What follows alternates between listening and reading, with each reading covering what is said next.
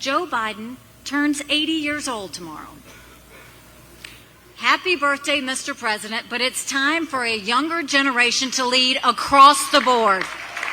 That was former UN Ambassador Nikki Haley on President Biden celebrating his 80th birthday over the weekend, making him the first octogenarian president in our history. It means also that if he were to be reelected for second term, he would be nearly 90 years old by the time he leaves office. So is he too old to lead? A recent Reuters Ipsos survey revealed that most Americans, 68% to be exact, think Biden might not be fit for the challenge of running again in 2 years, while nearly half, 49% of Americans, feel the same about his likely opponent, Donald Trump. Trump would be 82 when he leaves office if he were to win in 2024. Here to dive into the question of whether it's time for the older generation to make room for fresh blood is Tezlyn Figaro, host of the Straight Shot No Chasers podcast. Welcome back, Tezlyn. Always great to be here. Thanks for having me. What do you think is going on here with Nikki Haley? Is the Republican Party setting up some non-personal reasons why they're going to back DeSantis as opposed to Trump in a couple of years? Yeah, it's not a non-personal reason. I think it's quite personal, even seeing that on the Democrat side. But, I've always talked about the importance of new leadership. I have talked about the fact that we can no longer wait on them to pass the torch. We must take it because they simply just don't want to pass it. But I am optimistic about new leadership stepping down, even though I know Hakeem Jeffries and the new leadership that they allegedly choose will be hell for progressives. I do think it is important that there is now a realization that you just can't have, great grandparents leading the country. And it's no disrespect, to someone's age. I appreciate wisdom. But there is something called people that are closest to the solution are closest to the problem. And so who better to talk about education than folks with school-age children like myself, a 15-year-old? Who better to talk about the housing crisis than those who are actually trying to purchase a home or trying to, cover a mortgage? Who better to talk about, what is going on in college than those who are coming straight out of college or in college? So when you talk about the problems as a whole, to be 2 or 3 generations removed from the problem, it just doesn't make sense. The average person in Congress is in their 80s, so I believe in term limits. I've always talked about that. And I think it's important that you have new leadership step forward. And what's so interesting, Bree, is they call younger leadership people in their 50s. So, right. So they're not even talking about, in their 30s or 40s. To them, young leadership, Nikki Haley, I believe, is 52 or 53. I don't want to misquote it, but to them, new leadership is in their 50s, half a century old. So we are far, removed from actually having new leadership that is actually living the problems that we talk about.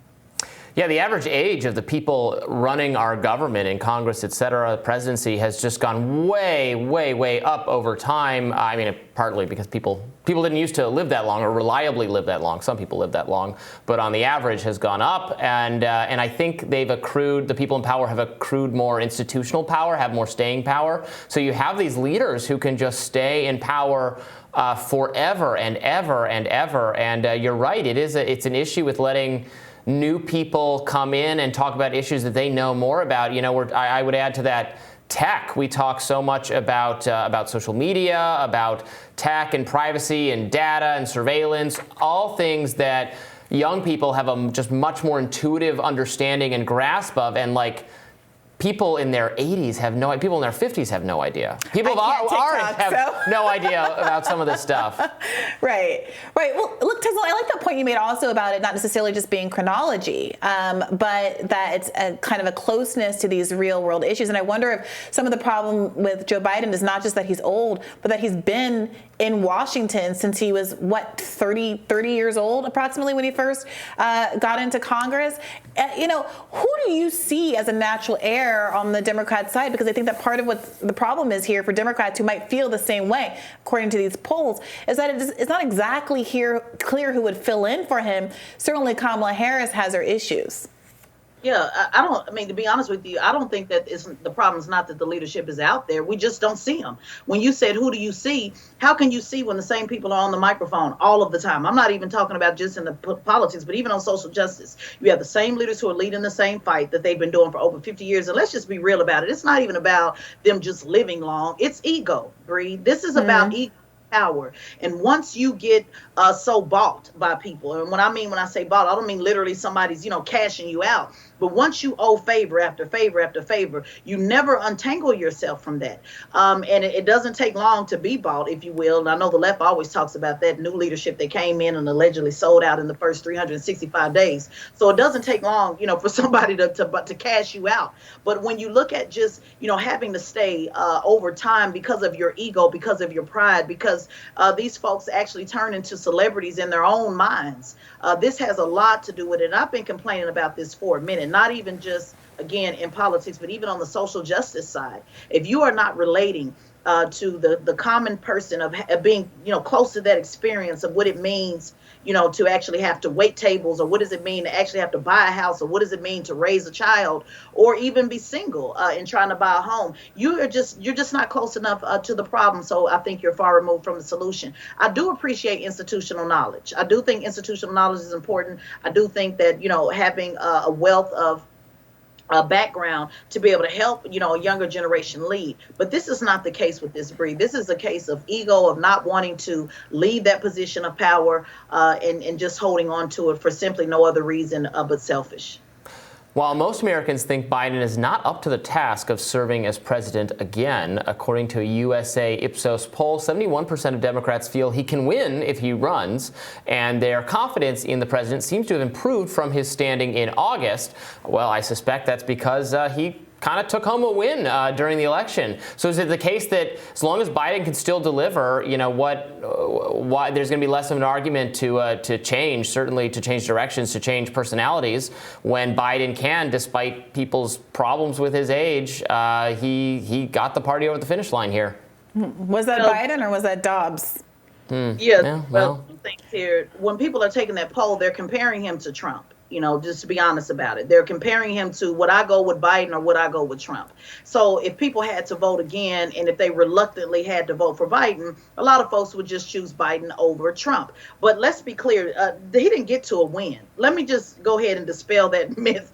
I get it that historically, most folks are used to the current administration being in power. But let's be clear, we can argue all day about, at least he didn't lose by 2 touchdowns. The bottom line is they lost the House. They lost the game. Period. End of discussion. And they still do not control the Senate. Joe Manchin controls the Senate, which is technically a Republican. So as far as I'm concerned, Republicans control the House and the Senate when we really look at it and who moves that power. So there was not, to me, a win. I don't understand what the celebration is all about.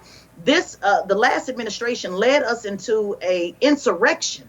So the simple fact that you barely got over the finish line from a party or the leadership of the party, Trump, if you will, that literally stormed the Capitol, that's not a win. It's pathetic at best. It should have been a sweep. If the Democrats were all of the things that they say they were, why was it just a sweep? Why did the Republicans still win the House? So Democrats, and this is why I'm an independent, they always do this. They celebrate things that are not, they live in this fiction world, and they celebrate things that they shouldn't be celebrating instead of asking yourself, you know what, we barely got over the finish line, so maybe we need to do something different. And maybe that's what they're doing, Bree. Maybe that's why Jim Clyburn, Nancy Pelosi, and all of them are saying, hey, you know what, it's time for us to step back because we really didn't win at the way we thought we would. I don't know if the new direction that they're going in is going to be a win for them, but I think they realize that we need to do something different. And Republicans are realizing that as well with Trump. They're falling off like flies. So this is the time that I believe that all Democrats and Republicans and independents should infiltrate both sides